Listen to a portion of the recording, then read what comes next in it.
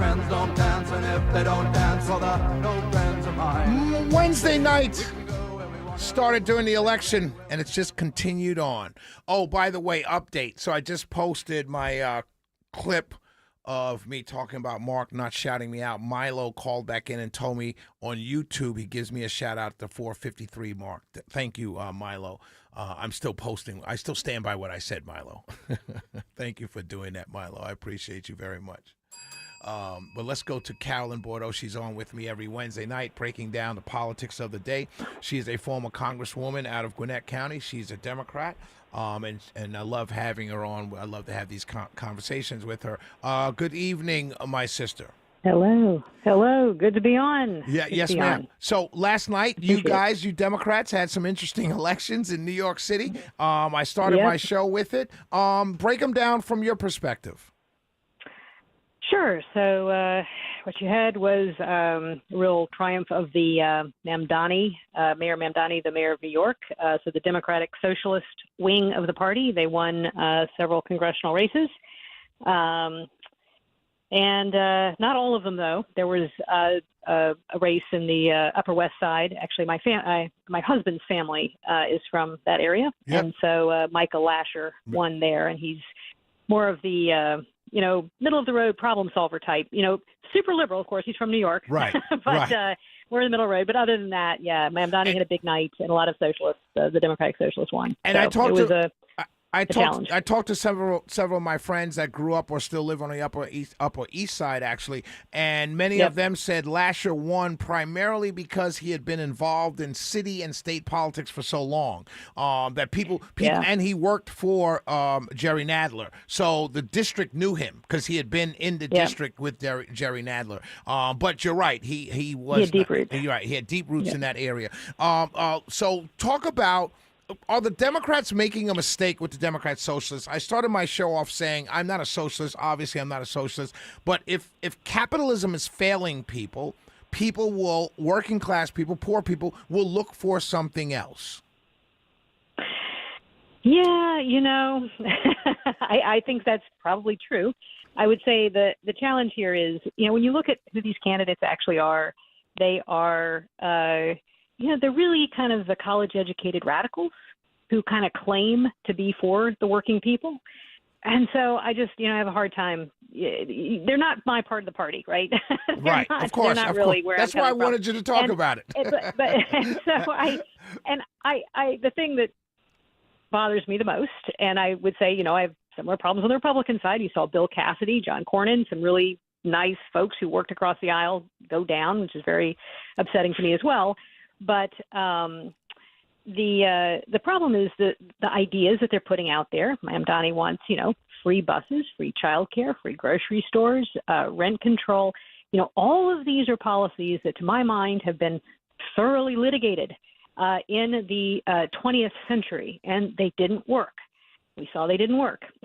They meant that you have shortages. Nothing is free. You have higher taxes. The market is a very powerful force for distributing things effectively. So what I would love to see is, yes, there are certainly times when capitalism does not work for people, but I don't think socialism is the answer. And so I think we're all challenged to come up with something that is going to work better. Here's my question, because this is what I started my show with. Here's my question.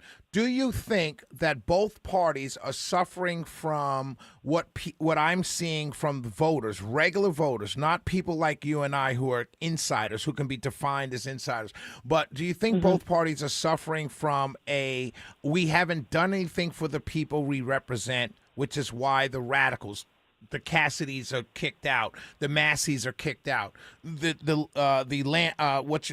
Dan Goldman is kicked out. You know what I mean? Do you think that's what's going on here? Although their ideas are radical and we know they will fail, but people are like, hey, you're not giving me anything. Meaning the moderates. I think the strong partisans, right, are very highly mobilized right now. And I think the people who are the pragmatic center just don't have any place to go. And this is a real problem that we're facing, right? It is the rabble rousers. It is the folks who get the TikTok videos. Those are folks who are really being elevated in this particular political moment. And that's going to be a real problem for governing. I mean, we see Congress is just locked down. And it's because we don't have enough pragmatic problem solvers. We have the people who just want to make the videos for show. Right. So anyway, I just think we've elected a few more of them, and I'm sorry about that.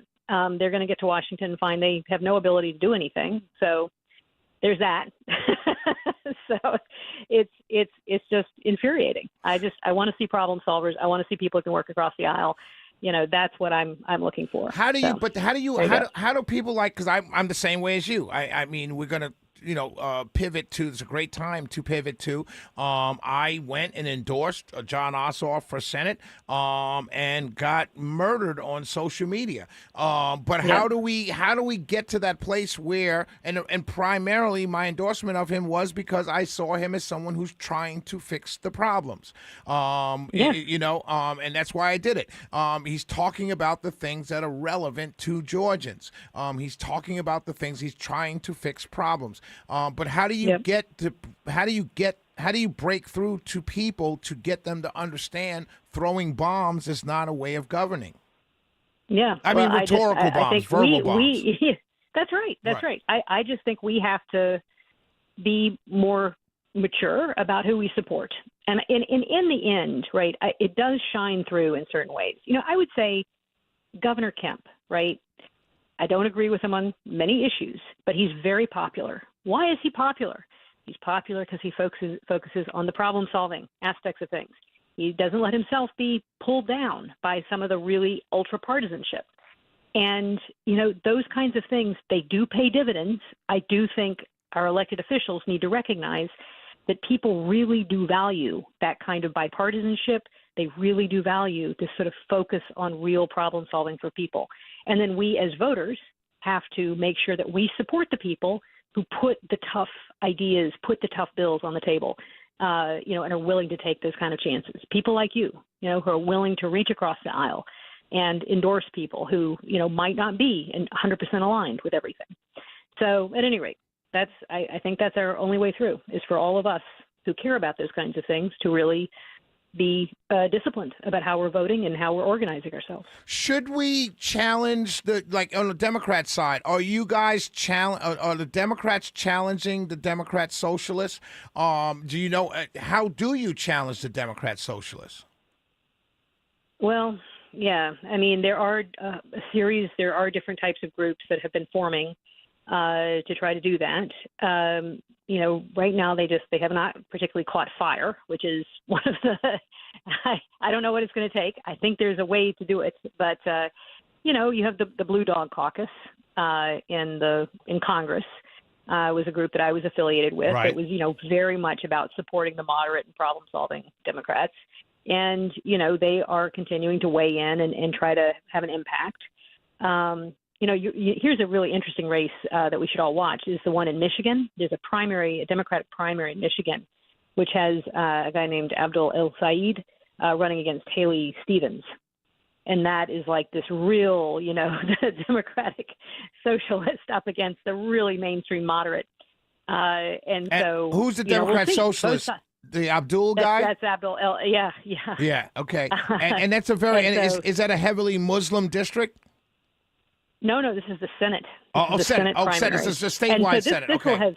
This will have huge implications for whether Democrats are able to flip the Senate as well, right? So this is one of these things that progressives, they put up these candidates. They are not able to win in general elections. Sure, they can win in New York City, right? Sure, they can, but they're not able to win big general elections. So anyway, so that's going to be a real interesting one to watch. When is that Michigan race? It's August 4th. Okay. All right. We'll pay attention. It'll be really telling, like which side of the party is really truly ascendant. Because I can see a Democrat socialist, like you said, winning in a primary in Michigan, but no way that Democrat socialist wins statewide. No way. Right. No way. That's right. Right. That's right. No way. And the progressives need to know that. That's right. And I don't know why. They can win in very democratic districts, but there's a reason they don't win in general elections, because most of the electorate, most of us, are pragmatic. We are pragmatic. We are moderates. We want things that really work. So anyway, there's that. We're Carolyn Bordeaux joins us every Wednesday. I appreciate you, my sister. Next week is a holiday week. Are you on next Wednesday, or are you traveling? Yep. Next Wednesday, I'm taking off for a few days, but I'll be back after the 4th, and wish everybody a happy 4th and a happy 250th birthday for the country. And I'll be sending you an email this probably tonight or tomorrow. Look at it. I'd like for you to help me. I'll let everyone know. I'm doing my July 4th is on. We're doing special July 4th because we're off that Friday, the 3rd. And so we're all putting together best ofs. And instead of me putting together just a best of show of stuff I did before, I'm asking prominent individuals to do about 5 or 6 minutes on what does July 4th mean to them. I've sent some out to our local elected officials here, waiting for their replies. I've gotten one, Senator Ossoff's back already, and I'll be sending you one to do as well. So look for that email, Great. please. Okay. All right. Fantastic. Have a good evening. God bless. Bye-bye. We'll be right back. I'll take your calls. Chris, Luke, all hang on. Everybody hang on. We'll be right back. Shelley went to